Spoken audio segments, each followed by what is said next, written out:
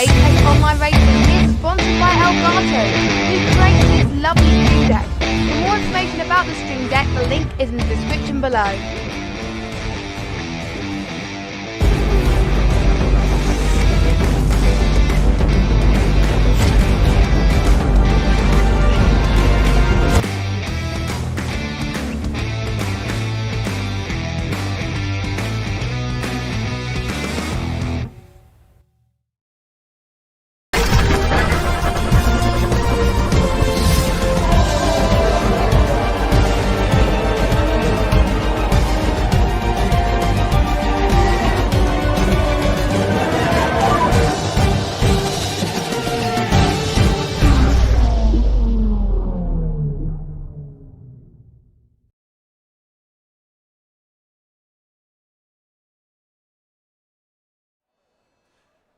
Hello everyone and welcome to another fantastic season of Apex Online Racing action. We are here today for PC F1 tier round number 1 here in Bahrain, and I am joined by Benikage alongside me today in the studio. Welcome Benny, and happy to have you on board for your first AOR EU event. Yeah, absolutely fantastic to be here. A lot of great racing to come all season long. Of course, we start tonight, the first of 17 rounds here in Bahrain. And I got to tell you, Fizzy, it feels great. New season. I think there's going to be a lot of heated competition in the midfield, but your early runners, we're talking a little bit off mic, we think it could be, Jan Feller as one of the early season favorites. Any others that you think kind of jump out at you? So right now we know we got Failure here, but then we also have a lot of other drivers who definitely look to be very competitive this season long. Now, I think the ones we got to highlight for sure are, first things first, where is he? Got to remember his name all of a sudden. One of the guys, Hittinen, the Finnish driver. He is racing today in the AlphaTauri. He'll be there all season long. He is a returning driver from Season 20. He raced in F2 originally and then got bumped up to what then became F1. And he was very competitive. Now, he wasn't competing with the likes of Jan Failure every race, but he was always competing up towards the front, battling for, like, you know, pushing for podiums even after the split mergers. He's definitely a very, very good driver to look out for. And I think he's going to be one to watch for here today, battling potentially for podium. Now, we do have Jan Failure. He's going to have to be the favorite out here today on track. The German driver currently still in the pit. Finished P2 last season behind Lenny PNR, looking to finally get his first AOR championship here in tier number 1. Now, for you other drivers, we do have to point out as well, we have several, actually a handful of tier 2 drivers who have moved up to tier 1, including Field Racing Seb in the, I can't find his name all of a sudden. There we go. In the Alpine, Field Racing Seb is the reigning champ for tier 2. He had 4 wins on the season, looking to carry that momentum into here into season 22. Finishing second that season was Tudor. Tudor currently sitting down in 13th in qualifying. Finished second, had 3 wins to his name. So both those drivers had very good campaigns last time around. And of course, there are plenty of new faces on the grid and returning ones in the likes of Kev Genetics, Patrick, Armate, bunch of guys returning to us today. So yeah, I think it's going to be a very good one now as drivers start their first flying laps. Yeah, I think Tudor was a good pick out there. You know, he had, like you said, a great performance last season overall. He was one of the racers that we got to watch in the preseason race, the Brazil race that we did about, I believe it was last weekend. So, you know, definitely, you know, that race didn't go quite as planned, but still, I think you have a potential for him to break through here in F1 this season. So definitely one of the names to watch. Of course, well known around the AOR community as well. And again, Field Racing Seb, like you said, getting promoted from F2. Really interested to see how he does. I think, you know, there's a lot of potential there in that Alpine for him. And I think we gotta keep an eye on things, because it looks like I was talking up about hitting it a lot, and I gave him the commentator curse. He actually crashed out on his first flying lap, going to the end of Sector 2, just lost control of the car and smacked right into the left-hand side barrier. His qualifying session is done, and he will be starting from the back of the grid, as now Minty takes provisional pole and is just displaced by Simon. Simon in Alfa Romeo, one of our new drivers this season. Actually, just kidding, he is not a new driver. Was formerly Simex, and he had 1 win last season in tier number 2, finished P6 in the championship, now currently running on provisional pole. Now, Benny, what kind of practice have you done, or testing have you done around this track? Do you know anything about the strategies? Well, I think I've heard there's been a lot of chatter about one-stop versus two-stop, and pretty much the consensus is that one-stop is kind of the king here. No real need for the hard tires, and you know, the hot temperatures of Bahrain not gonna have too much of an effect on them. I think there was a lot of talk that maybe the front runners might two-stop and the back markers might do the one-stop to try and kind of cut out some of that deficit. But we'll see how it goes. Interested to see how this qualification plays out, because really early on, Fizzy, the top 3, there is a very fine margin between them in their first out lap here. Just less than 1/10 of a second separating Kev from Simon and Minty. Yes, definitely interesting. Now, I do believe, based off of the stuff I've heard, I believe that we'll be seeing a one-stop race for the most of the grid. It's going to be a matter of mainly softs to mediums or soft to hards, or vice versa. In other leagues done by other drivers, there has been, some people have done races with the one-stop strategy, pushing those tires. So while the one-stop strategy should be faster, hopefully it doesn't force people into a two-stop strategy, because that is very possible to happen if drivers get punctures, as Atrocity jumps up to the front with a 125.173. Fun fact about Atrocity, he's not actually a new driver. I initially couldn't find anything about him. The last time he raced in AOR, he had 2 podiums back in F1 2018, back in season 17. So that was before my time. So good to have him back several seasons later, actually several years later, to be honest. But Atrocity currently sitting in P1, but I think now is a good time to give probably our championship favor, Jan Fehler, a little bit of attention here. He's on a flyer, and we're going to go on board with him now as he goes through the start of Sector 2. He went purple through Sector 1. You want to take it away from here on the second half of this lap? Yeah, this is always a difficult corner here coming up turn 10. Really, the front left unloaded. Little lock up there, but he's going to get it around pretty cleanly. We'll see how he does on this straight. Traffic not really bothering him. He's actually having a really good lap. I mean, he's about 53 seconds through the first 2 sectors here. Up the hill now, kicking into 6th and 7th. 2 corners left. He's just winding it around that right-hander down into 4th gear. Looks very good on this end straight. That's a very solid exit. Not too much of the curve, because he doesn't lose much traction there. And now he can just set himself up for a wonderful final lap here, or final turn, I mean, as he's going to go down into 3rd gear very early on the power into 4th. Nice upshift there. Not too much exit curve into the final straight, the DRS open. And that is a pole lap by 0.3 of a second over Atrocity. Jan Fehler absolutely laying down the hammer here early on in the session. 24.861. That'll be a tricky time to beat based off of what we see on the board. But I wouldn't be surprised if some of these guys didn't push as hard on the first laps. Now, you know, it's going to be interesting. So we got a yellow flag in Sector 2.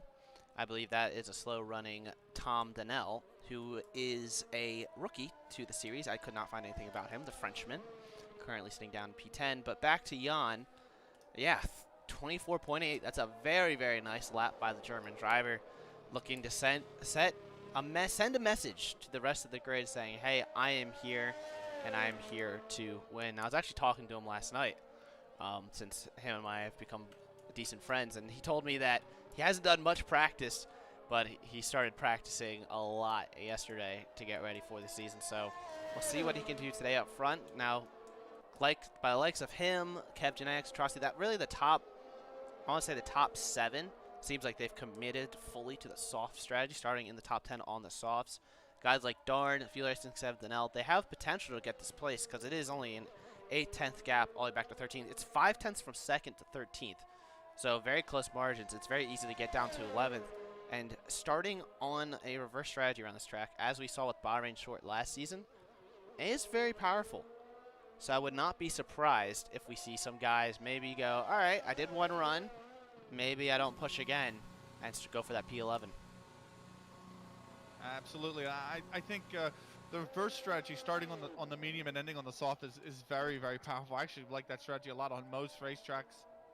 Ones that are particularly difficult to pass, like Hungary and Monaco, not so much, but still, it could definitely work here. You got 2 more players on the outlap, Galaxy and Patrick. You can see, by the way, on that reverse strat, Ripson, one of our reserve drivers filling in tonight, and Tudor, one of the drivers we mentioned earlier. The only 2 that have started on the mediums, and of course they sit at the bottom of the grid right now. Tudor, a good 1.8 seconds off of our leader, as it looks like a lot of cars coming out here for a second lap.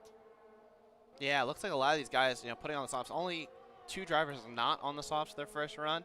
And, with them coming out with about 8 minutes now, it's enough time for 3 runs on the soft. So that would mean that none of these guys would have fresh softs. So anyone who's starting outside the top 10 and commits to the reverse strategy, if they do like a hard soft or even a medium soft, those softs at the end won't be as fresh as they'd like. So curious move by that. It seems like everyone's just trying to get in the top 10 as Galaxy goes up into 13th with a 1:25.6. Not a bad lap. You can just see, like, he's so close. He's a 10th off a 10th. And the gap in that middle of that field, I think we're going to have some fireworks through the middle of this field, and it's going to be very, very entertaining, especially if the guys up towards the front aren't able to drop the rest of the midfield. Because if they're not battling and everyone's slipstream training or DRS training, we might get some action as the race goes on. Definitely. And last one across the line is going to be Patrick. He's currently going in towards Sector 3 in the Williams. We'll see how he fares. Probably going to push, I'd imagine, both of these last 2 medium drivers down towards the bottom. And of course, it is Tudor who's switched off the medium. He is now on the soft, and he has landed in 10th position, or he's at least going to have a go at maybe getting further up the field, as Patrick comes across the line actually and finishes P2 here on that qualifying lap, just 7/100ths of a second behind Jan Fehler in the McLaren. So pretty good lap for Patrick. Still more to play here. There's plenty of time for a second lap, and I think that's a real. I did not expect Patrick to shoot up the scoreboard that high. Look behind him though, his teammate FVR Darn in the Williams up in P3. 2 guys within a 10th of Jan Fehler. I gave Fehler all the props, but look at Patrick and Darn doing great. Now Patrick last season, he had some good qualifying performances. His race pace wasn't always there. Let's see if he has it together this season, because right now, fantastic start currently up towards the front, and then Darn, his teammate, the Frenchman. Darn, let's go back on him. He was last season in Tier 2, finished P8, had 2 wins on the season in Brazil, and guess what? Bahrain short. So Darn, safe to say he likes this track, and now that he's currently sitting within a 10th of pole with plenty of time to go for one more run, he might be someone that can come up here, as I believe Rivershan just moved up into 5th position. So everyone improving on this second run here with a little over 6 minutes to go. Yeah, and our 2 early top 3 contenders, Jan, Simon, and Kev and Simon now pushed down to 6th and 7th respectively. Of course, still time for one more lap for all of these competitors, certainly expected. And actually, it looks like I'm following Seb here. He's just started his flying lap. Where's he gonna land up? I think more expected from him down in 14th. He would have hoped that he's higher up the field, but we'll see how his second flying lap here takes place. He's through Sector 1 down the straight and looking good so far. He takes a nice wide line into that turn 3 there. That's pretty much the standard now, as this little bit of a middle sector is. It's actually Jan who oh my goodness, a blinder of a lap, a 1:24.4 now, half a second quicker than the rest of the field. Holy cow. So, he saw the lap times that Patrick and Darn put down and said, hey guys, I'm going to burst your bubble here and go half a second quicker. 1:24.4. That lap certainly has got to be pole position here by Jan Fehler. That's going to be a very hard lap to beat with a half second clear over his nearest rival. What an absolute magnificent lap by the German driver. Unfortunately, though, his teammate Donut Hole down in 18th position hasn't been able to have the same luck as his McLaren teammate, as he's currently on an invalidated outlap, so not too much there. But Field Racing Seb coming across the line, actually just kidding, he's into the pits. He was improving by 2/10, but I believe his softs were a little bit too warm there. Now 4 minutes, 14 seconds left in the session. Very few drivers out on track. You see Tom Donnell returning into the pits. Lizors, I believe, is currently on a lap into the pits as well. So all it's going to be left is Donut Hole with enough time to do one more run after he finishes his upcoming lap, which would be a hot lap. He should not have time to return to the pits, as he actually is returning to the pits now. So everyone into the pits for their final lap. Yeah, just a few drivers out on track. Minty, one of them. Saberton is another. But imagine being Patrick and Darn. You put in what you think are going to be two absolutely fantastic laps, and just Jan's going to slam a half second ahead of you there, as just getting absolutely everything out of that McLaren, is he? So Saberton comes into the pits, and so just three drivers, beg your pardon, on an out lap. Atrocity, one of them, he's sitting in 5th position. He's enjoying a pretty good first out lap. We'll see how he does, or first I should say flying lap. We'll see how he does here coming up on this second lap. 3 minutes remaining. Certainly a lot of these drivers are going to pour out of the pits soon, and you can see a lot more cars are starting to make their way out of the garages now. 3 more coming out of the pit lane. Exactly. It's definitely about to kick off. It's going to be very busy, though, on track. Now, the question is, are some of the guys, like, is Jan Failure going to go for a 3rd run? I mean, I'm assuming you might want to. But the question is, anyone sitting outside the top 10, will anyone go for that P11 thing, or is everyone just going to go for the top 10? Because, I mean, it's very fine margins for most of the grid. But now Minty starting his final flying lap. 2.5 minutes go. But look at that, a lot of cars leaving the pits. So he's going to have to find a gap, and it looks like he does in front of the Ferraris.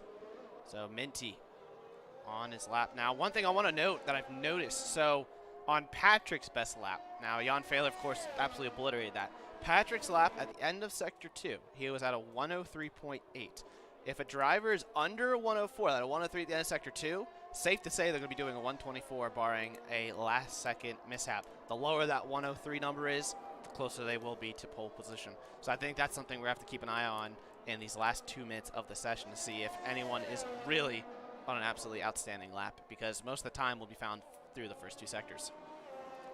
Absolutely, and so we'll see how those drivers can manage that middle sector. It's just so difficult that, you know, that turn 10 is just, I mean, turn 8 is not very easy, but then turn 10 as well is usually where it'll catch a lot of drivers off, that just left-hander with the turn kind of falling away from you there. It's just a very tricky series of corners to nail, as I'm riding on board with Atrocity here, as he is on his outlap. Of course, he was one of the cars late on that, or I should say early on the outlap, trying to get ahead of all the kind of chaos of the outlet cars. He's on a 103.7 going through the first 2 sectors, so pretty good, right under the benchmark that you had talked about, Fizzy.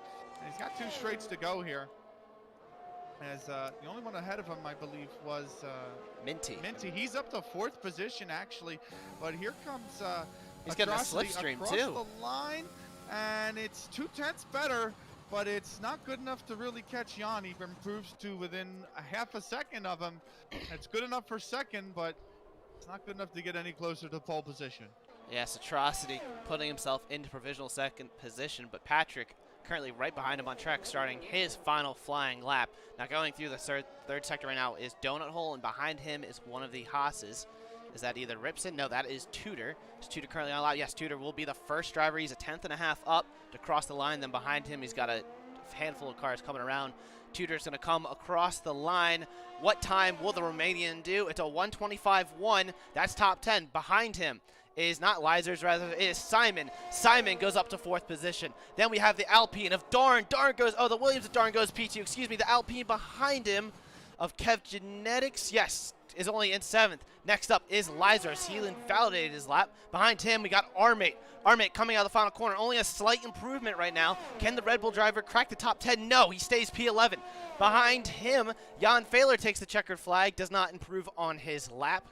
Now we have the Ferraris of F1 Racer and Balak Senior. Both drivers really quick, but are they improving? F1 Racer is. Balak Senior is not. Balak Senior is down in 17th. F1 Racer up into 9th. Now, Alpine driver Field Racing Sev puts himself into the top 10, and then the Mercedes of Rivershan does not improve. out of the final corner now. Is that Patrick? That is Patrick. He's only improving by a 1/10.5 on this lap. Can he get on the front row? He does with the 1:24.7, but still almost 3/10 off of pole position. Rips in, coming in behind, up into P9, relegating field racing Sev. And I believe that is everyone done with their final flying laps. That was a lot to take in. It's been a while since I've had a 20-car grid to commentate over, and man, did it just deliver there. Absolutely fantastic work from Patrick, the closest to the McLaren, 2/10 off, and I'll tell you what, he's got to be very happy. Teammate right behind him in darn early Constructors Championship. You got to be pretty pleased to be getting second and third on the grid, as Atrocity fourth. Simon is fifth. Nicely done there. Salberton's retired, so he's going to finish P8. Of course, Minty and Kev is 6th and 7th. Ripson, the other stand-in driver besides Salberton, is 9th. So the two reserve drivers coming in for this first race doing quite well for themselves, both finishing in the top 10. Seb is 10th, F1 Racer 11th. River Sean is 12th in the McLaren. Tudor 13th, one of the drivers we pointed out in the pre kind of qualifying talk. Armate 14th, Tom Daniel 15th, Galaxy 16th. Balak Senior, one of those drivers that really impressed in that 100% preseason race. He finished second in that race. He's finished his 17th here in qualifying. Donut Holt 18th, Lizer 19th, and then of course Hyan is he crashed out. He's going to finish at the back of the grid for the race. Yeah, Balak Senior, he said he could do it. I saw him do a 1:24 in one of the evaluation races, but I guess, you know, it is his first race here in AOR Tier 1. And, you know, the pressure does come in when the Italian starting down the order. But there is your final starting grid. Jan Fehler on pole. Polish driver Patrick right alongside him in P2. Almost 3/10 between the two of them. So Fehler, you know, is going to look to control this race. But then you look at that, though. From Patrick all the way down to our mate, it's less than half a second from 2nd to 14th. And it's even closer when you look at some of these other gaps, like, you know, from 8th to 14th, just a little over a 10th and a quarter. So this field is insanely close here this season. And another guy we have to look out for, Hittinen down in 20th, did not set a flying lap because he did crash out of qualifying, but I do expect to see him work his way up into the top 10. A lot of stuff going on here today, and it's going to be a very exciting race for us. Yes, absolutely. I'm so excited for the race. I think qualifying is always fantastic, and I think it's you got to be very pleased if you're Jan. You're coming in, you want to have a go at the championship, and what a better way than to be almost 3/10 up in the entire field at the end of qualifying. Clearly, head and shoulders above the competition from the first green light at the end of the pit lane to start the qualifying session, and hopefully he can keep it up all throughout the season. It's a long season, Fizzy. We got 17 races here kicking off this first weekend with Bahrain, and like I say, any races on the calendar you're looking forward to? Well, you always got to look forward to the first one, you know, Bahrain to start out. But honestly, I don't know. At this point in time, I like to take it each week because every race brings stuff. Even some of the most boring of tracks give very fantastic action. Like even a place like Monaco has given some fantastic racing that I've seen across these tiers. So you never know, because, you know, you get a safety car in the works, or, you know, guy up front all of a sudden crashes into the wall. You never know what'll happen. So every race is a pleasure. But at the moment, I'm going to focus on this one because I think we got ourselves a very, very entertaining race here today and a full 20-car grid as the drivers come off the line. Let's see what kind of tires we're looking at now. I think that's going to be important. Yeah, I think soft to medium pretty much for everybody on the entire field. No real need for much of anything else, to be honest with you. 29 laps is not long enough to really cause a concern for the tires. The soft should be lasting somewhere around really 8 to 10 laps. I think about 10 laps is probably the window for these soft tires. So you think the medium could probably take it the whole rest of the way. And so I think, you know, the pit strategy for pretty much every car on the grid is going to be soft and medium here. Maybe. Well, guys outside the top 10, though. Look at them on mediums and hards, which I think is definitely the better call. Mainly because, you know, those softs, like you said, they're only 8 to 10 laps. It is a 29-lap race, and doing that reverse strategy around here is very, very powerful. So F1 Racer, Rivershaw, Tudor, Armate, those first 4 cars in that queue might be on the move. However, couple guys on the hards versus those medium runners. They're going to have to really, really fight. So we'll have to wait and see. I will be right back. I have to run to the bathroom real fast and grab my coffee. I do apologize. So I'll let you take it away, and then I'll be right back for the starts. I think the medium to soft is a good strategy. I always, like I said, in the build-up, I think the pregame, or I think the getting your medium stint out of the way, finishing on the soft. You want to be on the fastest tire towards the end, right? I think that's kind of where you want to end up, especially if you're starting outside the top 10. Not a big fan of the hards on this track. I don't think particularly Bahrain is going to cause for or call for a lot of need for the hard. I think unless you're worried about the softs kind of falling away from you in the final 2 to 3 laps, if you're really trying to have a go at the front, then maybe it calls for the fronts, but or the hards, I should say. But I think medium to soft for the back and soft to medium for the front is pretty good overall. We'll see how these drivers who do start on the hard, if they can really kind of attest. I think it's going to be very difficult, especially for the early laps. I think Rivershawn's kind of in a difficult position starting on the hards in 12th. He's kind of inviting people that could potentially be faster in the opening sectors, you know, Tudor and whatnot, to overtake him. But everyone's on the grids, and we got the lights. Here we go. Lights are on. 5 lights. And here we are waiting for them to go out, and away we go. Jan Fehler with an excellent start off the line. He's been known for him historically, and there he goes. He is gone. Patrick having to defend, though, from Atrocity behind. Atrocity trying to go up the inside, but Patrick has P2. But Darn going around the outside, holding position. A little bit of contact from the rear of Atrocity, though. Simon trying to make his way through now as Atrocity gets forced off the track. They're going double file in the background through the midfield, coming down to the end of Sector 1. We do have a car around. That is Rivershawn. That is unfortunate. He's one of the hard tire runners. He had a spin through the first few corners, not a way to start. Oh, and there's another guy spinning. It is Tom Donnell, just completely lost it on throttle. That is horrible to see. And Field Racing Seb gets a penalty, so a lot of stuff picking up. 2 drivers spinning in the opening sector, and now here through the middle sector, Jan Fehler trying to run away. He's already got 7/10 over Patrick. Patrick not letting him run away, but a lot of cars moving down. Field Racing Seb already with a time penalty. I have a feeling that there's a game bug, because I know through a couple of these corners you can get 3 warnings instantly, and now he's currently down in 12th with a time penalty to his name. But everyone kind of settling out now, as unfortunately Rivershawn and Tom Donnell currently down out of DRS range due to their opening lap spins. Doesn't look like there's any damage on them, though. And now here as we come towards the end of lap 1, everything else looking pretty good. Didn't see any other damage outside the fact of Jan Fehler being a second ahead. Yeah, already absolutely flying at the start. Indeed, that is what happened with Seb, by the way, the triple warning, and then he got punished with a 3-second time penalty. This is after he made collision with Ripson, who has moved up 2 positions into 7th position, so not too bothered by the early contact. And then what is this? Atrocity is down 14. Campbell's down 12 as well. So Valak Senior, though, at least on my scoreboard, I think we're getting the unfortunate. Yeah, it happened in the last game, and it's doing it again. Atrocity's currently running in what looks like 5th, even though he's not in 20th at all. And now it says, like, yeah, the leaderboard clearly hasn't fixed itself. Like, it's not lap 3, it's only lap 2. So it's nice to see that the game still hasn't fixed itself at all, and that we are still having to deal with the same shenanigans as previously.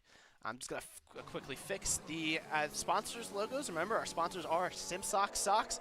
They are very comfy and very grippy when you use for sim racing. And Driver61, 25% off for coaching sessions using the code, I believe, Driver61AOR. It's in our description, but thank you very much to our sponsors. Now back to the action on track. Jan Fehler 1.5 seconds ahead. Coming on to the end of lap 2. He's got DRS already broken. And even though some of the timing boards are messed up, but I think that is accurate. The fact he is over a 1.5 seconds clear. Yeah, he definitely is. Patrick is going to have to ward off an advance from his teammate coming down the straight in the next lap.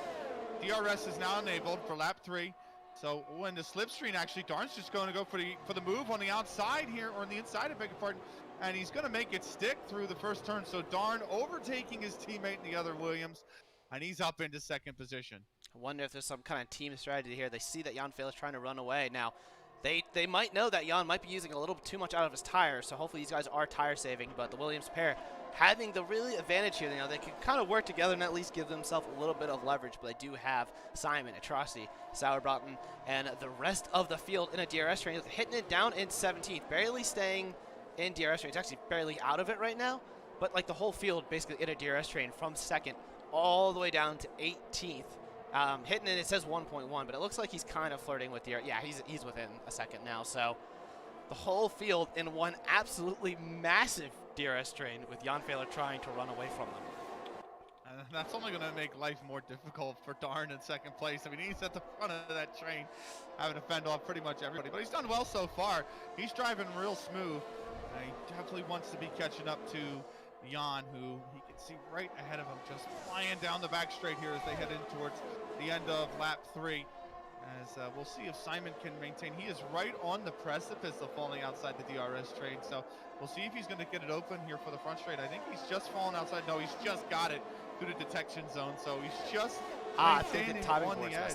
It still is messed up because it just went from 1.1 on my screen and yours to 0.5, so the timing board not really working for us at all. Tudor, though, meanwhile, making a move on F1 Racer.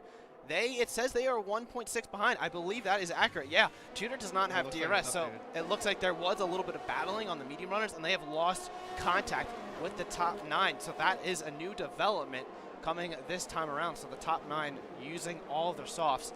But speaking of using their softs, Jan Fehler still only 1.4 ahead. He got that gap in the first 2 laps. Patrick and Darn kept with him. So hopefully he didn't use too much of his battery, too much of his tires. I mean, he is a very smart driver.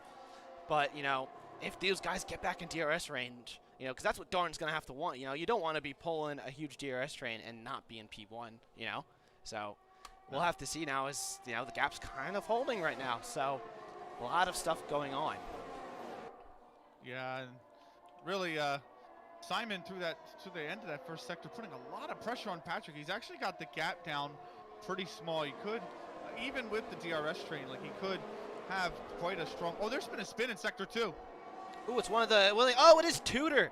It is one of the Haas driver, Tudor, who was actually one of our biggest movers at the start of the race. He was up 3 positions, now down in last place, had a spin. Not sure if it was on his own or if there was contact. Either way, very unfortunate news for the Romanian, as now he was looking to do so well. Now he's back to on scores. We also have a guy in the pits. That is Field Racing Seb. He has already had enough of his soft tire, and he's getting rid of him here now at the start of lap 5. He's actually going on to the medium, so he's committing to 2-stop strategy. All right. Well, it does look like that someone is doing the 2-stop strategy today, not on their own accord. I am personally very surprised. But yes, Field Racing Seb onto the 2-stop strategy. Now the question is, can he undercut some cars up ahead? Meanwhile, up ahead, Simon trying to make the overtake on Patrick through the start of the middle sector. Now he's going to have to defend, though, from Atrocity. Oh, makes a little bit of contact with the rear Patrick. That's going to open up the left-hand side of the track for Atrocity. But Simon gets just enough of an exit to keep the Aston Martin driver behind. A lot of battling going on here. It's the battle for the final podium position as Patrick's actually lost DRS to his teammate. The Williams driver struggling here on lap number 5, falling victim to Simon's attacks, and now the Alfa Romeo driver really just needs to stay on the rear of Patrick, and he should have the move done into turn 1. Wow, we almost missed that battle there. That was looking very, very spicy through the start of sector 2. He's been just planted on the gearbox for the last 2 laps. He wants the overtake badly. He looks like he's going to be in a good position coming in. He has a little sniff on the inside, but he knows he's going to get on the straight. Oh, he has to brake pretty hard there because the Williams was braking pretty short. There is another flag. It's another spin in that sector 2. Looks like for Tudor again, but still. Simon, in the meanwhile, he makes the overtake on the Williams, and now the Williams has to defend from Atrocity. Wants to have a look on the outside. Can Patrick stay in front of the Aston Martin? It doesn't look like it because Atrocity's going to get the line coming out. Oh, he's just got it. He just swung back and gets it. Atrocity now wants to have a go again, coming down in towards the straight, or towards, I should say, turn 4. And on the inside, just cannot get this move done. Patrick remains in 4th place, and it's invited Sauerbraten here to try and have a go at Atrocity. Patrick's really, really struggling right now. It seems like he's definitely seen better days on these softs, but that was absolutely magnificent defending there. You know, went to go for the squeeze on Atrocity, but left just enough space for the Aston Martin driver on the right-hand side that swung back to the left and that took the better line through the corner. But he's really, really struggling at this stage. Atrocity trying to go to the inside here at the end of the back DRS straight. He's got the line, and he has the position. Patrick does not have an answer. It looks like grip is basically gone on that Williams car. And now Patrick down into P5 after starting on the front row. And Schwalbe, I agree. Oh, Patrick has spun around. As soon as I looked through the chat, Patrick, his tires are absolutely shredded down in 11th. Another driver falling victim to spinning. Oh, we also have a crash in the background. Donut hole into the wall. I saw that at the end of Sector 2. Just straight into the wall. That is a virtual safety car. You could see from Tudor's cam, maybe. No, I can't really see it. But let's look at Field Racing Seb. You can see the McLaren driver off into the wall. There, he's into the barrier on the left-hand side, missing his front right tire, excuse me, and that's going to open up all the guys starting the softs for a free pit stop here. Lizors, Tom Donnell, Patrick, Kev Genetics, and Ripson all into the pits right now for, I would assume, to be hard, but it looks like we got a varying of strategies as they all get this free pit stop. Now the likes of Jan Fehler, Darn, and Simon were just too far ahead to take advantage of this, but the VSC is out. These guys just all got free pit stops out of that. Yeah, absolutely. Safety car at the right time. Get off these softs. You saw with Patrick how much they started to struggle. Now Donut Hall is out of the race. That's big, unfortunate for him. You never want to crash on the debut race of the season. Unfortunately, our first DNF is going to go to Donut Hall. And still, the safety car has benefited quite a few people, of course. I mean, you've got Hyde, who started, remember, he crashed in a qualifying. He's in 20th place. He's up into 11th as the virtual safety car is over. We're back to racing. DRS is enabled again as it's allowed some of these back markers to really gain a lot of positions. Balak is going to be holding in 10th, High in 11th, but it's not phased Jan at the front. He maintains quite a good gap, and in fact a 1.3 second gap over Darn still behind him. So really, despite the safety car not really affecting our front three runners too much. I think we need to keep an eye on Ripson. He's down in 14th position on the hard tire. Now in front of him is Kev Genetics. The two drivers, the first two drivers coming out of the pits after taking that free pit stop. Mediums will not last the end from lap 7. However, the hards will. And with Ripson probably gaining an extra 10 seconds on that, he might have a nice little undercut on a lot of cars up ahead. So we have to keep an eye on the air driver. I know we got some fans in the chat, but Ripson right now running in at 14th. And again, he should have a nice undercut on a lot of his rivals and should move up the grid. So let's keep an eye on the Haas driver, though his provisional teammate in Tudor is pressuring him for sure, but he's on a little bit more worn medium tires. Everyone else who pitted, taking free pit stops, Tom Donnell, Lizers, drivers who were struggling at the start, came into the pits, got rid of their tires, but we'll have to see now as the race goes on. Lap number 8 out of 29.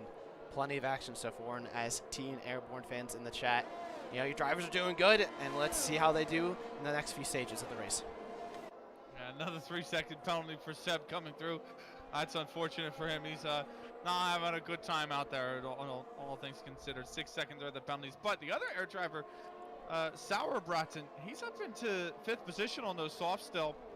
He did not choose the pit, obviously, but he's having quite a good drive, and of course, you mentioned those mediums of Tudor getting close to the other air driver, Ripson, who, just maybe an instance of the hards not up to temperature. The big battle, though, up for 3rd position. Atrocity still within a half second of Simon, who does not have DRS. So Simon here is going to have to play defense because that Aston Martin's come flying in. It's got real close to the bumper. He doesn't go for the move. He is going to try and stick a pretty tight inside line, but it was never really there for him. There just wasn't enough straight, so Atrocity back to a 4-second gap as Simon holds on to P3rd, but few lead changes or a few position changes on track. Yes, Atrocity went actually into the rear of Simon, sent Simon alive, cost them both about half a second. And then behind him, Sauerbraten came into the pits. Now look at that. So Sauerbraten came out of the pits. He's about 3.5, 4 seconds behind Ripson. So that is key. So Ripson definitely has a very nice undercut working for him right now. So like I was saying, keep an eye on the other air driver in the field. Atrocity, though, very racy behind the Alfa Romeo driver. But now another thing that you go look at. So yeah, that virtual safety car, it is a free pit stop to get off of those softs, get onto a better tire. However, you got the top 5 still out on track. They could, get an extra lap maybe on the softs and possibly go for the mediums.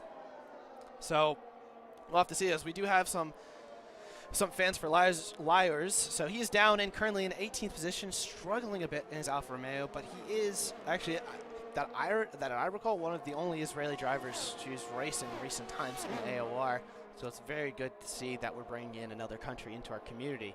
So Liars struggling a little bit, down in 18th position, but hey, I'm sure he'll improve. The rookie driver, you know, it's first race. Everyone improves as the season goes on, and down in 18th position. He's in DRS range of Field Racing Seb, so it's not over. He's got Patrick not too far up ahead as well, so pace ain't too bad here on his second stint. Back to Atrocity, though, on the left-hand side, going for the easy overtake on Simon. Simon does not have an answer. So Kev Genetics goes fastest overall, and Atrocity goes up into third position. The Aston Martin driver finally clearing the Alfa Romeo driver. Yeah, we'll see if he can put the just put the pedal to the metal here and break that DRS buffer behind him. So, nice move from Atrocity as he's just trying to stay ahead of the Alfa Romeo coming down into turn 10. Of course, first DRS zone that's going to test him is going to be this one kind of on that middle straight here to end sector 2. The Alfa Romeo is going to pop that wing open. We'll see if he can get it. Meanwhile, elsewhere on the field as well, keeping an eye on Galaxy and F1 Racer, just maintaining that 4/10 buffer between the two of them. Galaxy's not been close enough in the Red Bull to get into a position to try and overtake F1 Racer. Of course, those are the people who have, I believe, pitted for the medium. Oh no, the people who pitted for the mediums are further down the field, are they not? Yeah, the people who pitted on the mediums would be Kev Genetics and Field Racing Seb. So only two drivers actually put on a fresh set of mediums. And now Ripson now in DRS range of Rubishan behind. Now, one thing we got to note now, we are on lap 10. The top 5 certainly are stretching their softs out for mediums. They will come out and be undercut. They will definitely be faster than the cars they're battling. As in the background, Field Racing Seb falls victim to Liars. Liars made a beautiful overtake through the middle sector as Minty's into the pits, and Liars, the Israeli, up into 17th position. Minty, meanwhile, pitting now. Let's keep an eye where he comes out. So the Mercedes driver, he is moving, but there you can see on track, there goes Ripson, Tudor, Sauerbraten coming up as well. So you can just see how powerful the undercut it was. Now, Minty was who we were just talking about, you know, kind of holding off. Well, actually, Galaxy, excuse me, you're talking about with F1 Racer. Galaxy's through on the Ferrari. So he's one of the two Red Bulls is through on the Ferrari, and the other one pressuring it behind. So a little bit of a Red Bull sandwich that F1 Racer is stuck in. But there goes Ripson as well, going up the inside on Rivershed. He's got the fresher tires and the faster ones at this stage, and Ripson up into 11th position. He's on the move right now and on the hunt. Tudor looking to make the move as well on Rivershed, going up the inside. Isn't able to make it stick, and it looks like Rivershed's going to have a better exit, though, in the background. Yes, the Mercedes driver will hold on to the position for now. Now, up towards the front, Jan Fehler to Darn, only 1.7 seconds.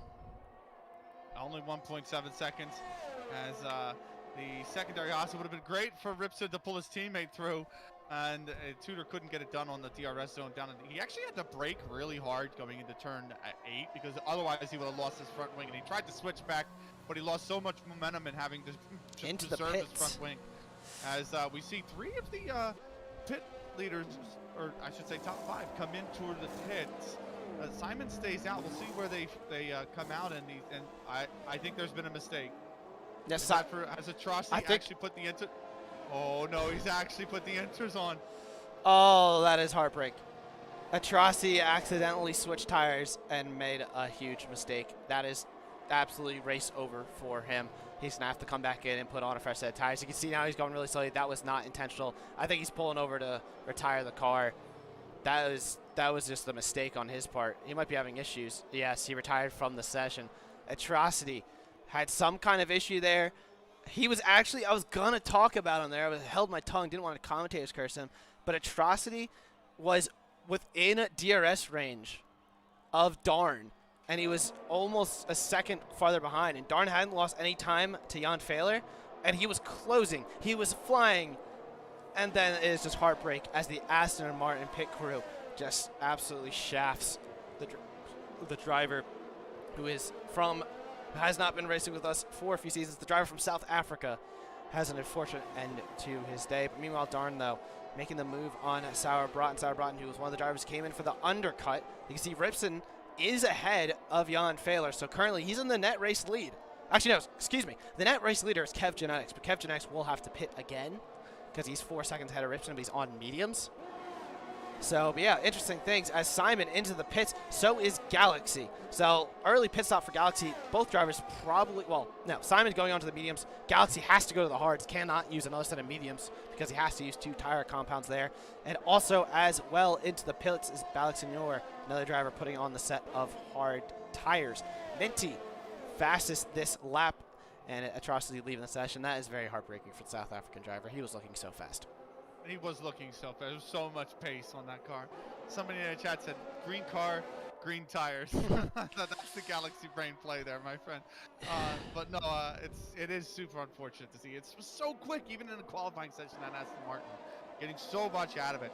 And we're forced to retire early. That is not the way that you wanted to start the AOR season. Still, 16 races left for him, so don't hang his head to too much. Plenty of time to bounce back from that. Meanwhile, up the field, F1 racer in the lead. Arme is closing the gap down to him. Look behind them. Jan in 7th. Yep. He's going to go for the move. Outside on the Haas, going down into turn 11, and he's going to stick it. The Haas is just powerless against Jan. Tudor down to 7th. Jan with a great pass, and I'll tell you what, he is going to gain on his teammate of Ripson in that other Haas. He's looking really pacey on it. He's looking ready for an overtake, maybe towards the front straight. Yeah, and look at Rivershan, only 1.4 behind. He's got Darn behind as well, so Darn trying to make a move as well. He knows that he's got to get a move on because he can see Jan Fehler up the road. But Ripson here, he's battling for the net race lead. Now, Kevin X, interesting enough, he is 4 seconds ahead. He has to pit again, but he could pit late for a set of softs as there Jan Fehler goes fast and roll up the inside, and it's an easy as you like overtake. He's up in the 3rd place right now, clearing the Haas driver. Now, can Ripson hang on to the driver on fresh mediums? That'll be tricky, but we'll have to see on those 6-lap old hards. He's certainly going to be struggling a little bit more than he would like. Up at the front, though, Hittinen, current race leader, under threat from Kevin X in the Alpine behind. Kevin X certainly faster at this stage. Hittinen probably trying to wait until he has to put on softs or hoping for a miracle safety car, but he will be lightning towards the end of the race. So a lot of drivers moving right now with Jan Fehler working his way back up the grid. But meanwhile, with Kevin X being stuck behind Hittinen, he can't really continue to build the gap that he had on the likes of Ripson and everyone else behind. So he's going to need to make the move now. Down the back straight, he's got the DRS. He's going to swing to the left-hand side. Is he going to go for the late lunge up the inside of the Finnish driver? No, he does not. The Finnish driver absolutely outbreaks Kevin X and hangs on to the position. Hittinen currently hanging on to this lead, and Jan Fehler getting another half second out of this leading pair right now. So that is very, very important to keep an eye on. And Darn, meanwhile, cleared Rivershan. Rivershan actually fell back behind Sauerbraten as well. So not sure what happens there. The Mercedes driver struggling a little bit on those old hard tires. Well, this is what the hard tires are for. This is why you go on to the hard tires, right? Because you play. I believe Hittinen started on the hard tires. If you just want to enjoy a few laps in the clean air at the front, of course, you see Kev has made the overpass going into that turn 1 with the DRS. So Kev Jennings now with the clean air in front, but still, Hittinen will not be botted. He knows that Kev is on the faster tires, and so he's just going to use maybe the slipstream to stay close. And this is how you get the overcut done. Really is. Hittinen looking to come in very late to put on softs. The window not quite open for him yet. He's going to need another 5 laps before that window really opens for him. Ooh, we have a spinner, one of the Williams. Is that Patrick? That is Patrick off again at the end of the first sector. Completely dropped it under throttle once again. And Patrick, whose day looked so promising, he had such a good qualifying, now down into last place on track. 7-lap old hards, and his day has just gone absolutely downhill. It's not the opening race that the German driver would have liked, now down towards the back of the grid. His teammate is doing very well, though, in Darn. The Williams team, all is not lost for them, but Patrick way down the order. Other few drivers moving around. Field Racing Seb, one of the only drivers with a time penalty. Donut Holes left the session, as he retired a while ago. But Patrick and Field Racing Seb, only 2 drivers with penalties. Field Racing Seb made a very nice move on Liars up into 11th position, but now he has to run down the likes of Minty, who's trying to make the move on his teammate down the front stretch right now. Both drivers will have DRS, but Rivershan into the pits, probably for what I would assume, set of soft tires. Could go for the mediums though, but I think, yeah, it's probably going to go for the mediums. It's a little too early for the softs still. Need another lap or 2 out of that. And meanwhile, Darn has managed to overtake Tudor for 5th spot. So Darn increasing his position yet again. And that interval, mind you, all the way from Hittinen back to Jan. Remember, coming out of the overtake from Jan to get him up into 30, he was about 3 seconds off. He is right on the gearbox now of the AlphaTauri, going down in towards, he's approaching turn 10, as he doesn't want to get the move done there, but he's going to have the DRS coming out of that turn, and he should be able to gobble up this AlphaTauri, as there is a yellow flag in sector 3. Yes, Patrick made a pit lane retirement, so he has decided that is not worth carrying on. Very unfortunate for the German driver. Hopefully he comes back stronger next week. And it's Jan Fehler is through on Hittinen. Easy overtake as you like. Hittinen knows that he's not battling Jan Fehler. He's battling other drivers. No point in holding up the guy who's net race leader at this point, and the pole sitter is now Jan Fehler, already getting DRS using that battery power to catch up to Kev Genetics. Ripson 1.2 behind Hittinen. He's pulling along Darn. Can Darn make the move on the Haas driver? Ripson will not have DRS. It's looking like Darn is just going to gobble up the Haas driver on those older Haas. There he goes. Williams driver having a strong debut race here today. Has the overtake done, and Darn up into P4, Ripson down to P5, and Field Racing Seb into the pits for his second pit stop today, getting off of the medium tires, probably for another set of mediums, I would expect. Yeah, it looks like it, and Field Racing Seb will drop down the order. Yeah, some pretty good move changes all across the board. Leiser's on the hard. She's looking to see them out to the end. He's moved up 8 positions into 11th place, and of course, Hittinen starting on the hards. He has yet to pit. He's in 3rd, up 17 spots. Certainly that will drop as he comes into the pits. But Tudor as well, up 7. He's into 6th position, and Kev Genetics has improved 5 positions. As Jan has taken the lead of the race, and Kev Genetics just looking to hold on to the 2nd place now, really. Yeah, Kev Genetics is trying to hang on.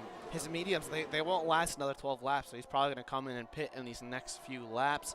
Who else has to pit? Hittinen has to pit, so Kev Genetics knows he's racing Hittinen at this stage. Tudor still has to pit. He's a little farther back now. He has not pitted. Everyone else behind should be able to make it to the end. So it's just those 3 drivers who are going to come in for one last pit stop onto a set of softs to be absolutely lightning for the end of the race. So we'll have to keep an eye on them, see what kind of gains they can make. They'll probably be battling for top 10 positions, as there goes Hittinen off of the hard tire. It's got to be for softs, I would assume. I don't think he would put mediums on at this stage of the race. I mean, he can, and it looks like he is. He's going to go safe and go for the mediums. So is Tudor into the pits. Is Tudor, though, going to go for a set of mediums? No, Tudor goes for a set of softs. So that battle is on. They will come out well towards the back, but they should be way faster than the drivers they will be currently running down. Yeah, that medium to soft strategy, the virtual safety car kind of changed everything, because we talked about the medium to soft strategy, and really the only one that's been able to maintain that is Tudor now. He ran the mediums out to lap 18. He's coming out on the softs. They're going to fall away pretty heavily from him in the last 2 to 3 laps, though. That's really the only concern that you would have with that soft tire now pitting here on lap 18. Still, the medium to soft for Tudor, and then Hittinen, of course, the hard to medium, interestingly enough. Would have been interested to see if Hittinen could have stayed out another lap or 2 on those hards and done a hard to soft just to get the speed over the teams that he's trying to catch. Of course, it's been pretty much as you were with the field. I mean, Darn's up there with the pace, Kev's up there with the pace. Ripson's had a fantastic race so far, up in the 4th position, and of course Lizer up into 9th, trying to close the gap on F1 Racer. Yeah, Lizer's up 10 positions now. It's definitely the biggest mover so far. Really working well, the Israeli driver. He was actually down well towards the back at one point when we were asked to look at him, and now look at him up in the 9th position as Kev Genetics into the pits for a fresh set of softs. That will give another position to Lizers for the meantime. Actually, Kev Genetics on the mediums. Interesting. So Kev Genetics pitting late for a set of mediums. He does not believe the softs will go late here. So I guess Tudor's the only one who believes the softs will last until the end. We'll have to wait and see. But now all 3 of those drivers will still be very quick. Field Racing Seb also on a fresh set of mediums as well. So the last 5 drivers out there all going to be lighting up the timing board right now, with Kev Genetics leading the way, running down the rest of the field. Speaking of the field, though, Ripson currently behind Darn, who is 3.4 behind Jan Fehler. So the German driver up ahead, just absolutely controlling this race with Simon now up into P4. Yeah, and I think the softs could have lasted. I don't know why the second set of medium tires. I mean, you saw the leaders get 9-10 laps out of those soft tires, so you know, it definitely was possible. I think the longest the soft tire lasted currently in this race was 12 or 13 laps. About 12 laps, I want to say. So softs definitely have the life in them. Maybe not the pace, but still, you get this late into the race, and I thought for Kev definitely want to get the softs on because he's 3.3 back of Ballack in 12th place. He's on the hard tire, so you definitely need the pace here because you're running out of time. Yeah. As the closest race on battle, or the closest on-track battle, is for the second position. Darn is getting a lot of pressure from Ripson here in that DRS. Ripson getting to just within a third of a second. He's going to have another go coming in towards turn 4. The DRS is open. Is he going to be able to make a move? It's a shorter straight than that main one going down into turn 1, so no. But Tudor on the softs, he's got the fastest lap, and he's got 14th. He's overtaken Hittinen. Yep, into turn 1, easy as you'd like on the softs. That's one position down. The Romanian's got plenty of work to go. You can see at the end of the straight at turn 4, now coming out of it, that was F1 Racer. So he's about like 8 or 9 seconds behind him. I think he can run them down. I mean, they are on some fresher hards, but they are still on hards versus softs. You know, overtakes should be relatively easy now. Mint teeing up is a little out of range for Kev Genetics, Tudor, and the rest of them. But, you know, top 10 positions and decent points, you know. Points are points, so you cannot complain as well. But go back to what you're talking about how the softs could last. I mean, Simon, currently running in P4, starting to run down Ripson a little bit and trying to run down Darn. I mean, he's on slightly fresher tires than Darn, so, you know, you're asking a lot from him. But Simon, who's also now low on battery, he took those softs for 14 laps. So, if anything, he proved that you can make those softs last. They could have lasted almost half the race, you know, especially on lighter fuel. You don't get as much wear. So I think that some of these drivers made the mistake and didn't by not putting on softs. And you can just see by the pace by Tudor right now with how he's running down some people. It's just unfortunate.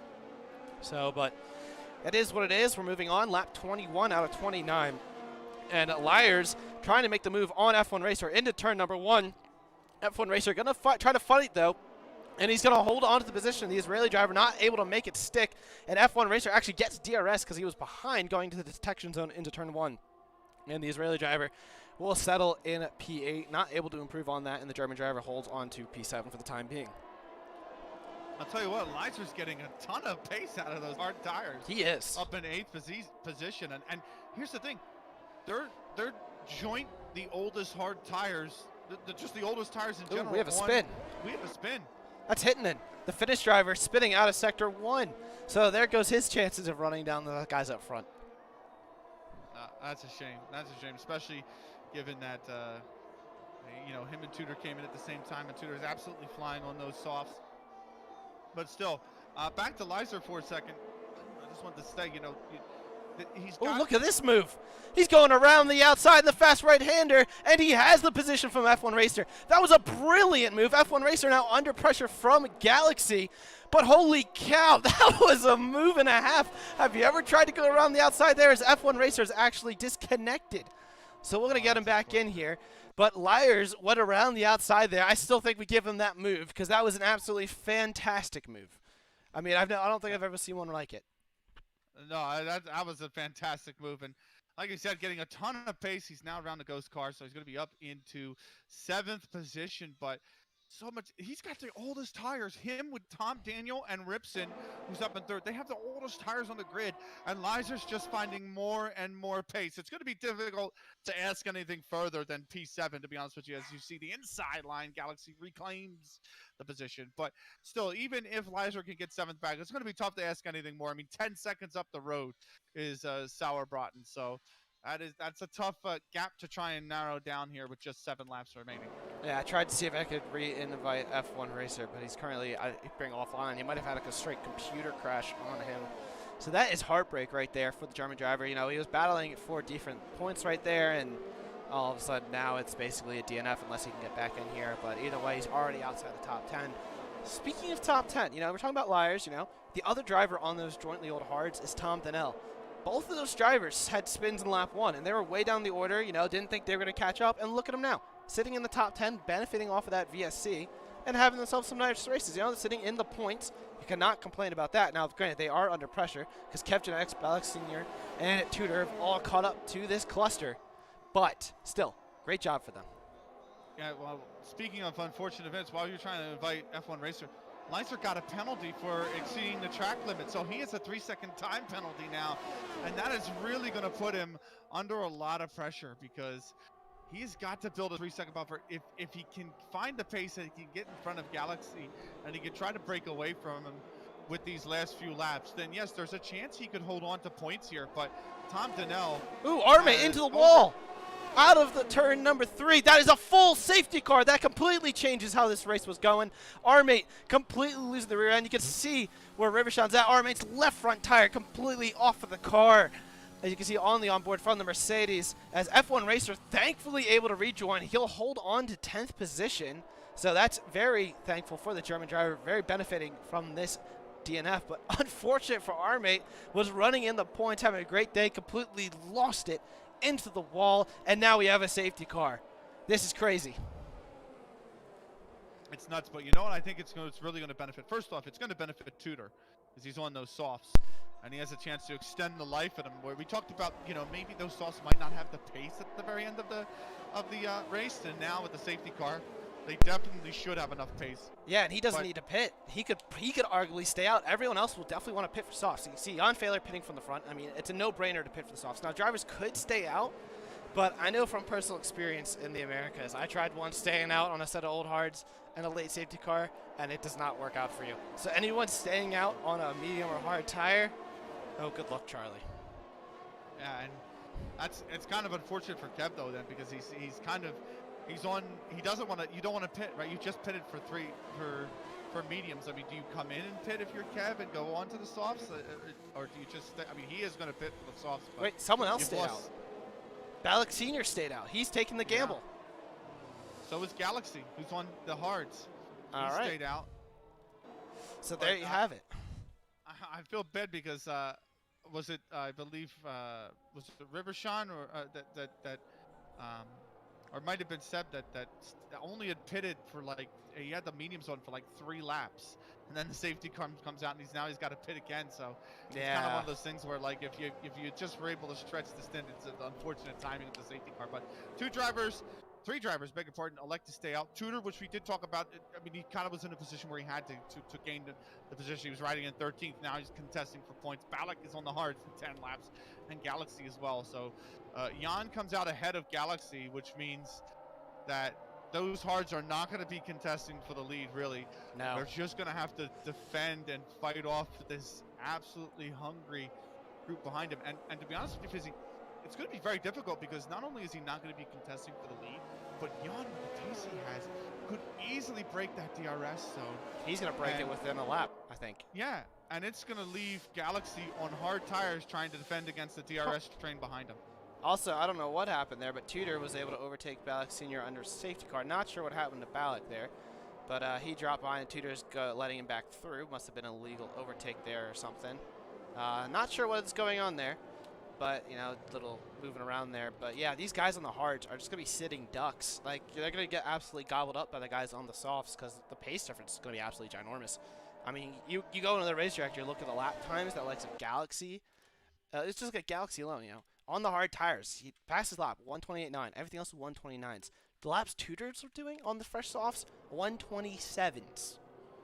That's almost a 2-second a lap difference, and now they have less fuel. And the hards are even older. So Balak Sr. now down at 7th. Not sure why their AI is allowing cars to overtake him, but they are.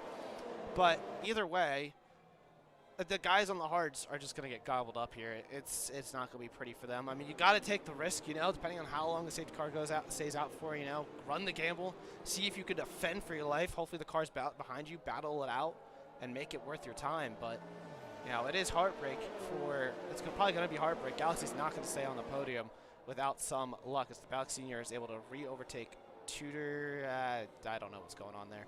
I don't know either. I'll tell you what, though. There's some fans for the air drivers in the chat. Ripson and Sauerbraten, and Ripson's having a phenomenal race now. He's Yeah. on fresh softs. He's up 5 positions. He could, I mean, you talk about Galaxy, you know, it's going to be difficult to defend. You're talking about a podium for Ripson here, one of our reserve drivers. You know, Yeah. a lot of talk about reserve drivers in the lead up to this race, and this is why you want to be one if you don't get classified as one of the main 20, because first race of the season, he's coming and he's going to be fighting for a podium position. Yeah, absolutely fantastic race. I mean, if he can pressure Darn, he could possibly get P2. I do think the lead is, like, in the win. It's a little out of question, unless Failer makes a mistake, which, you know, he's not known for that. I think he'll be just fine. And he's got Galaxy as a buffer. So, you know, he's got a roadblock working for him, a moving chicane. So, Failer should have this win in the bag, but you're absolutely right. Darn, Ripson has done a fantastic. Tudor up 8 positions, but he's going to be on those little bit worn soft. So, he's probably going to be a little bit on the defensive, but he has Balak Sr. behind him on those hards. That's another moving chicane for cars to deal with. But Lyre's one of the biggest losers for this. You know, he was running in the points just barely. He has that penalty, and now he's not going to be able to hold on to the top 10 because of the time penalty. Very unfortunate here, but the safety car is in this lap. We will have 4 laps of action here at the end of the race, and we're just going to put away the tire compound since basically everyone's on softs as we get ready to go green. Jan Failer bringing him to the line. When will he decide to absolutely throttle it? It is right now. We are underway. It is green, green, green, and we are racing once again. Galaxy able to stay ahead, but look at that. Ripson and Tudor both all on behind. Right now, Darn, Ripson going to the left-hand side, Tudor going back to the inside. Ripson going around the outside of Darn into turn number 1. He's got the position. What a fantastic move by the Haas driver. Can he go 2 for 2 now, trying to get Galaxy as well? Ripson knows that he can get another position. Meanwhile, Balak Sr. having to defend from Minty in the background. Nice helicopter shot up front. Galaxy still holding on to second position, doing a mighty fine job in that Red Bull right now, but he's very slow through the middle sector. Will Ripson go for the lunge? He does.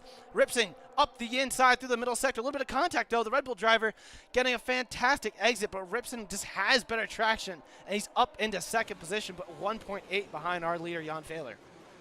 Ripson wasting absolutely no time. Fantastic racing from him.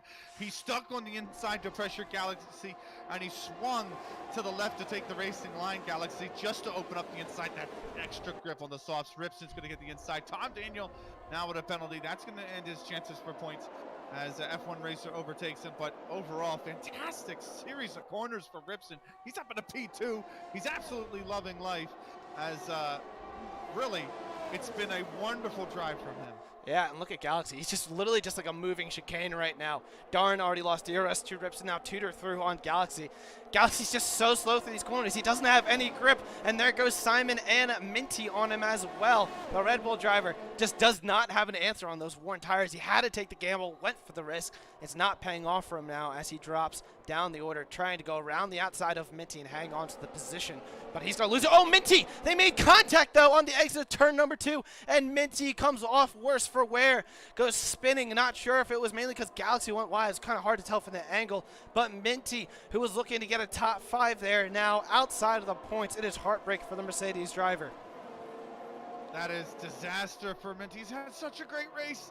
He was sitting in 6th position, he's sitting in 5th position, and he's out of spin, and now he's down at the back. That's super unfortunate. You don't begrudge Galaxy for sticking with the hard tires. I mean, he had to, you mentioned he had to take the gamble. He's sitting in P16, but he's just absolutely getting blown away by these drivers on the soft, still with a chance to finish in the points zone. That's what it's all about. You just got to pick up points here in your opening race this season. Meanwhile, Simon, with quite a bit of pace in the Alfa Romeo, he wants to pressure Go Tudor as senior. The other driver on the hard tires is going to get beaten by Tom Daniel and now F1 racers, while he's just tumbled out of the points.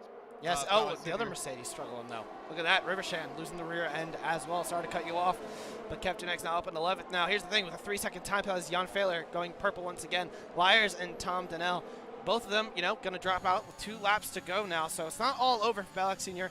and Galaxy, that is for sure, due to those time penalties. It's a matter of what happens here. Simon, meanwhile, trying to go around the outside of Tudor for P4 through turn number 1. He's got the inside for turn 2. He should have the DRS now down the straight. No, Tudor actually has it. Simon was ahead into the detection zone. Tudor trying to come back now up the inside in turn number 4.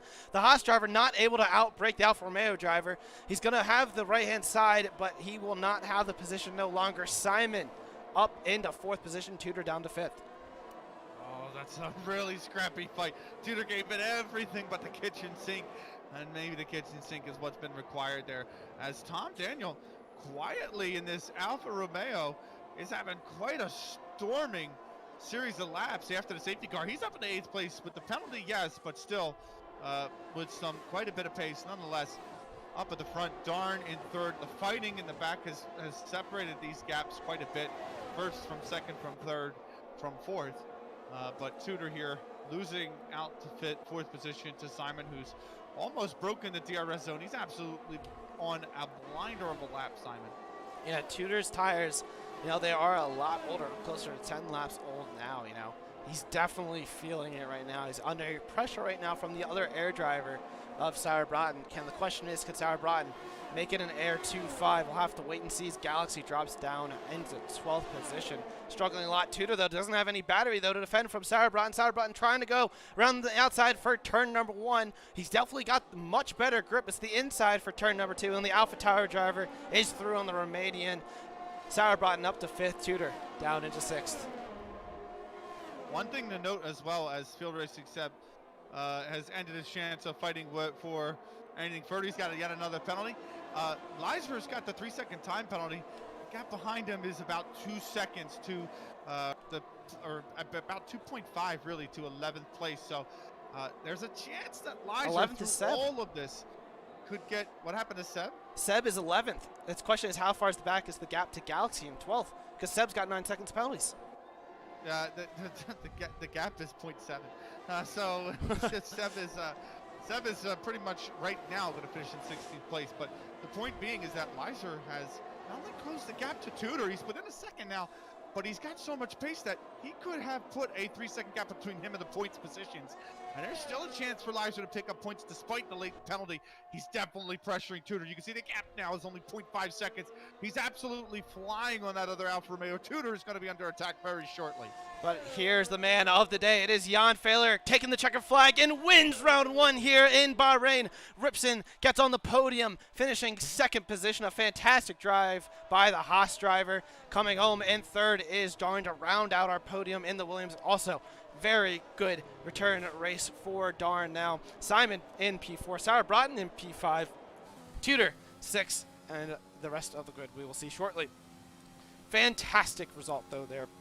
Absolutely phenomenal race. That was very, very exciting. Game gives the driver of the day to Liars. I'll ask you that question in a sec. Let's just go through the final results just so we can go ahead and see as there's Jan Fehler on the top step of the podium, the German driver.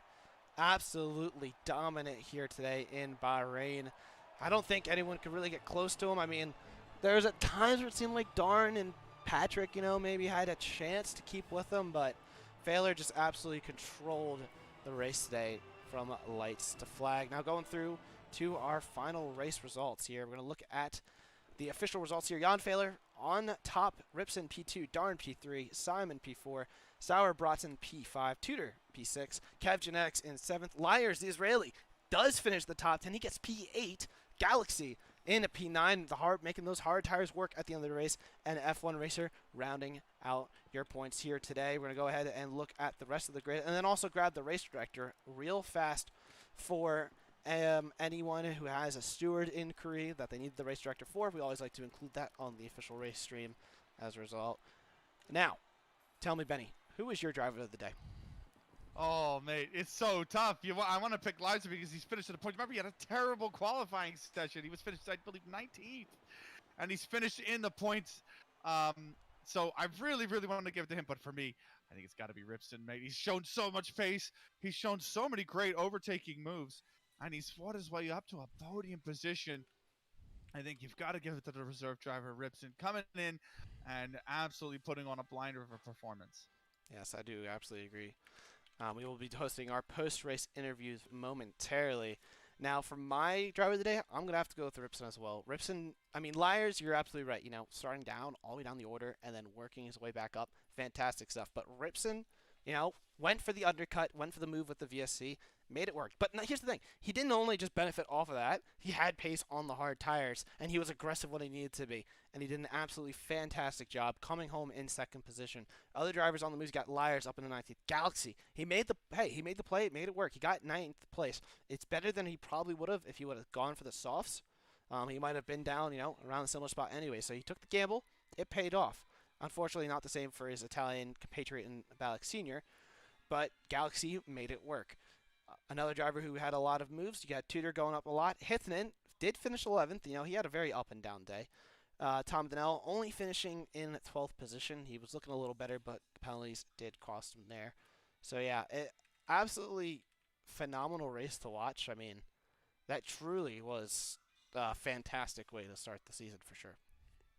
No, absolutely fantastic. It's just action up and down the late safety car. It had a little bit of everything. It had the drama in the qualifying. It had the drama in the race. It was absolutely fantastic. And tell you what, we've got quite a few drivers that we want to talk to. Absolutely superb race all around. But I gotta say, it makes me. I'm ready for the second race already. Same here. I don't want it to stop me. Same. All right, we're gonna go ahead and we're gonna bring in Jan Fehler here first, our race winner. Let's go ahead and bring him in first. Hello there, Jan. You won the opening race. You made it work. How are you feeling after that fantastic drive? Oh, I'm feeling good. Very, very good. It's the first time ever that I lead the AOR championship, so that's a good moment. Ah, congrats. I mean, you deserve it right now. You've basically dominated that race from start to finish. Was there ever a time during the race when you thought that, hey, someone else might actually run you down and give you some serious competition in a battle for the race win? Or did you think you were more comfortable? No, I definitely had a few doubts here and then, especially when we had the pit stop phase, when we had the virtual safety car. I would have thought some people could benefit from that when they just, you know, we're heading for the pit entry basically. But I think like 5-6 drivers right behind me also didn't have the chance to pit, so that was fine then. And after that, it was a gamble. Either people went for hards or for mediums, and I basically waited for the others to do something, and then just push on my in-lap to not get undercut too much in case they pit earlier and go on hards. But since everybody opted to go long, and then obviously would go on mediums, I also had to do the same thing and then just pray that the mediums hold on until the end. But yeah, that late safety car got rid of that problem, so yeah. Then I also got the fastest lap, thanks for that, so that's very good. Yeah, you did absolutely just rocket ship away at the end there. Now, I was talking to you last night, and you said you really do much practice at that point. How much practice have you put in the last 24 hours? Oh, what for today I did quite a lot of practice actually. I think I did like three test races, I think. Not entire test races, but like first stint and then 5 laps, like 15 laps, and that 3 times just to see how the tires behave and testing few setup things. And then yeah, just as usual, an hour before the lobby starts, a few qualies. But yeah, I would say more practice than I probably will be able to do in the other races, especially when we have real F1 back on Sundays or when I have football games or whatever. But today I had the time and I used it for a very good reason, I think.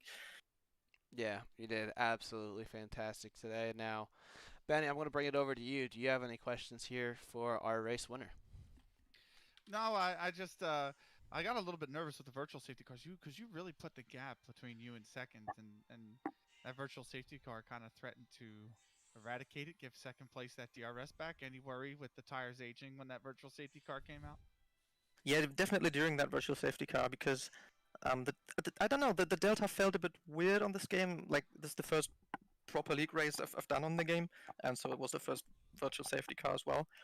And for me, compared to 2020, the delta felt a bit weird at the start, so I just wanted to make sure that I stay well below the delta. And then obviously Darn caught up quite a lot. Was it Darn at that point? I think it was. And then yeah, luckily when the safety car or the virtual safety car stopped, I was on that back straight, so that made things very easy to get back as close to like the exact delta time, and then the gap was back to I think 1.4 seconds, which it was before, I think. So that helped definitely. If it would have been through the corners where the safety car stopped, then yeah, I think Dan would have had the DRS, and then things would have been way more interesting and exciting for everybody. But yeah, I say luckily it wasn't the case. That's good to hear. Now, I got one more final question for you. How are you feeling about Spain next week? You think you can keep this momentum going, or is it going to be a little trickier for you? Well, usually qualifying was never my strong point. I usually was strong in the races, and qualifying has suffered a bit from I don't know what. But looking at the qualifying today, maybe that changed for this game. I don't know. And then looking at Spain, where qualifying obviously is quite important because overtaking is quite tricky, I'd say we go for a second win in race 2. All right, well, we are definitely looking forward to it. Very excited to see what happens there. Thank you so much for joining us, and congratulations one last time. Hey, leading the championship for the first time of your career up here in Tier 1. Let's see if you can hang on with it. Yeah, thank you. All right, cheers, Jan. Yeah, have a good evening. So that was Jan Failure, who's our first interview. We're going to go ahead and we're going to go in the order that I saw them in for interviews. So up next, we're going to have Darn going to come in here. I'm going to talk to him for a little bit. Then we'll bring in Tudor, since I saw he was the next driver in queue, and then Liar and Ripson after that. So we're going to go ahead and bring in Darn right now. Darn, how are you feeling? You know, came home, podium in your first race. And sorry, I was going to speak French. I'm really happy. So I wasn't expecting a podium or either a P3 in quali. So very happy. That's all I have to say. I don't know if you have questions. I mean, your pace was absolutely electric here today. Now, I noticed last season in Tier 2, you won the Bahrain short race. Is it safe to say that you like this track, considering you got a podium here today, as you just said, unexpectedly? Or do you think, it's just signs to come of what's to come? I don't think this is signs to come, because I don't know what will happen with the next races, because there is Spain, Monaco, I still got a lot there. But I love Bahrain, and this has always been a really good place for me. So it has had a big role in this podium. And I was really proud of my pace with the softs, and with mediums I was struggling a little bit to overtake everyone, but I can be very happy. I think my pace was pretty decent. Yeah, I think you could be very happy here. Benny, you got any questions for Darn here?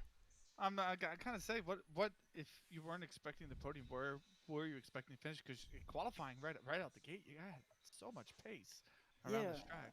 I have a lot of pace when the quali ends. Actually, when you need to send everything you have to do a great lap, this is where I can shine a little bit and put great laps. My 24.8, I think, was really amazing to see, because when I started my lap, there was failure on the apex of turn 1, and there was a chance that I couldn't make it. So I was really happy in quali. Definitely some good lessons to take from that. And I think that it's a good sign for the rest of the season. My objective was to score points, because I really want to score points at every races this season, and I don't know what I should aim more or less. So we'll see. Yeah, well, you definitely did well for your first race there, Darn, getting a podium. Congratulations. Thank you. Yep, congrats. I got one last question for you here tonight. Next weekend, we got Spain coming up. How are you feeling about that track? Is it one of your preferred tracks, or do you think it's going to be a little trickier for you? It will be very tricky, but I guess with a good strategy, because the race is very long, there is always still a little bit of hope, I'd say.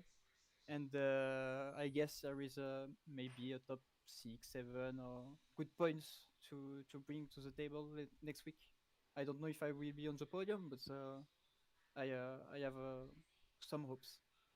All right, I guess we'll have to wait and see. Thank you very much for joining us, and congratulations on the podium here tonight. Hope you enjoy it and have a happy and safe rest of your night. So congratulations and cheers, and thank you for joining us. Goodbye. So that was FVR Darn. Up next, we're going to bring in Goat Tudor. He had a very strong race, ended up coming up into P6. Tudor, how are you feeling after that race? You know, was able to recover to P6 after a couple early spins. Talk us through it. Oh yeah, I mean, two spins at the start. It was horrible. In the second one, I actually hit the wall, damaged the rear wing, had yellow damage for the whole race. So it was tricky, but yeah, medium soft paid off. I was able to stay behind Ripson for the majority of the middle part of the race.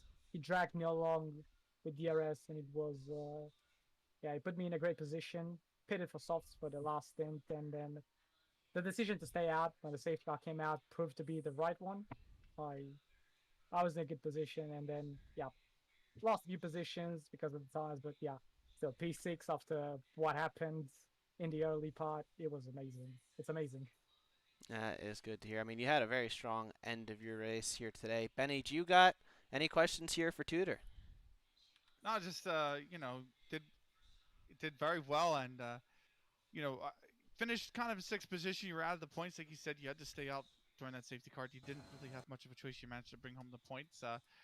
What do you take from? Is there anything you take from today's race prepping for Spain next weekend? Because today it kind of looked like, you know, safety car at the right time, and you mentioned you were dealing with obviously the tires falling away and then the wing damage. But what can you take from Bahrain that you think will be beneficial to you in Spain? Well, first of all, I'm gonna miss Spain and Monaco due to me being on holiday, but I'm gonna take what I've learned from today and uh, throw it for Baku. Uh, I just need a bit more qualifying pace, I guess. I lacked today a bit, made some mistakes, and then the race, I just need to keep it clean, not stay out of the walls because it's gonna be a street circuit. You have to be aware on a street circuit. So yeah, just a bit more pace in qualifying and just no mistakes in the race, and I think I'm gonna be in a good chance. So I don't know, maybe a podium, maybe a win. Who knows? I mean, a win would be a far stretch considering on failure space, but hey, now anything can happen. We saw it today. I mean, you were one of the guys who was down the order, and you were able to recover very nicely into the points. Now, all I gotta recommend for you is just, you know, keep it in a straight line, and I think everything will go very well for you. Thank you very much, Tudor, for joining us, and we can't wait to see you when you do return. You know, unfortunately, we won't see you next few weeks, but we look forward to seeing you back on the grid and providing more action for us. And also thank you guys for commentating the race. You're welcome. Cheers, Tudor. Have a safe, happy rest of your night, and congrats on that nice recovery drive. Thank you. Have a good night. Bye. Yep. Alrighty, that was Goat Tudor. Next up, we're going to go ahead and bring in Ripson, and then finally we'll bring in Lyers. We're going to bring in Ripson next, finishing on the podium. Ripson, that was a fantastic drive that you performed here today, finishing in second position. How do you feel after that? I'm quite happy, to be honest. I struggled a lot in the first part of the race with the softs. I only got dragged along in DRS and had a very clever stop behind the safety cars, in the safety cars time, so I gained a lot of time after that. And yeah, my overtake in turn 1 was quite good and clean, so yeah, I'm happy. Yeah, you got a lot of fans in the chat. Now, let's go back to that safety car move, because that arguably is definitely what helped you there. And the VSC one, excuse me. Was that like, we didn't really see where you were at on track. Was that just kind of like a late lunge into the pits, or did you have like a little bit to think about that change in strategy? No, that was I just finished last turn, so I had like 2 seconds to think of, but it was for sure a sure thing. Yeah, that was definitely a very smart snap decision that you pulled there. Benny, do you got any comments here for our second place finisher and arguably our driver of the day? Yeah, I was gonna say. I mean, Lyers got to come up. He had a fantastic race as well. But Ripson, we voted you driver of the day, at least on this stream. So congratulations. And I gotta say, it's interesting you made the comment about the softs and how you struggled in that first stint, because in the final stint after the safety car, you were lightning quick, and there was the hards in front of you, right? That we in second place at the time. I believe you were fourth, and we thought, right, the hards are gonna fall off. It's a given that you would get that position, right? But you didn't wait for it at all. You immediately went in for the overtake into the podium spot, and then took out the second place with the overtake on the hard. So what changed for the softs for you between that first stint and that final stint? To the last stint, to the soft, I changed the front wing, so I knew I had to do something, and I think turn one was the only shot I got, because I'm pretty sure Darren would overtake the guy with the hard ones in front of us.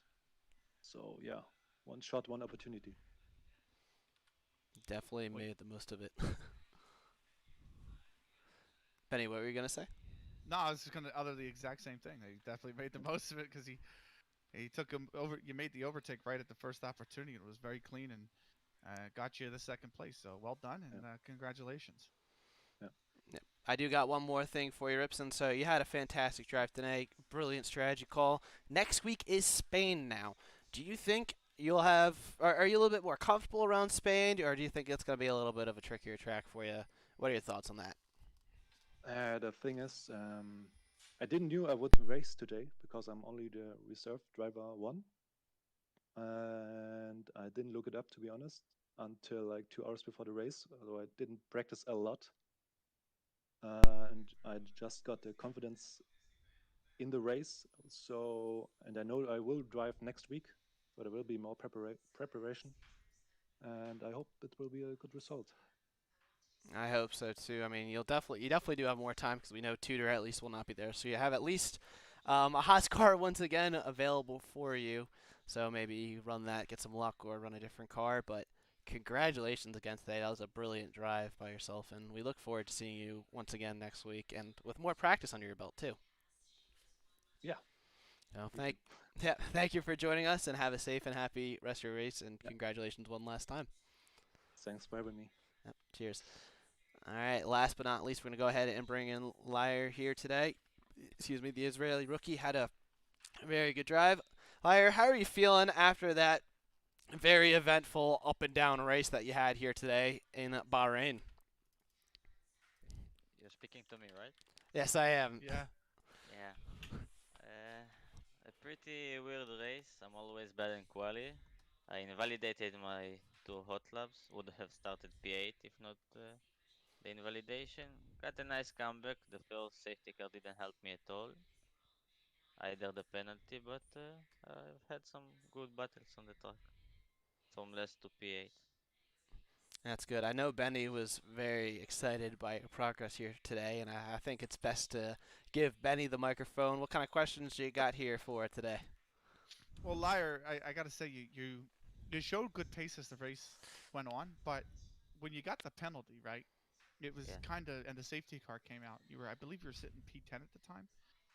How do you mentally kind of reset yourself, knowing that okay, I have to get a 3-second buffer between the cars in front if I want to have a chance to come away with the points? And it didn't seem to phase you. You just kind of grabbed the bull by the horns and got yourself up to P7 on track and then P8 in the standings. But how do you mentally reset yourself for the position you're in to say, you know what, I could still get something out of this? At the time I was just thinking, send it, but cleanly. You have to try and pass it. The hard runners, because there was two guys on still on hards, and they held up a lot of guys. So I knew that I had to get past them very quickly. And when I did, I caught up to Tudor in the last lap by 2 seconds, I think. Maybe if I had another 3 laps, maybe I got P7 or P6. But nice result after all. Yeah, absolutely fantastic result. So, just wonderful drive and to stay in it towards the end. Now Spain next week.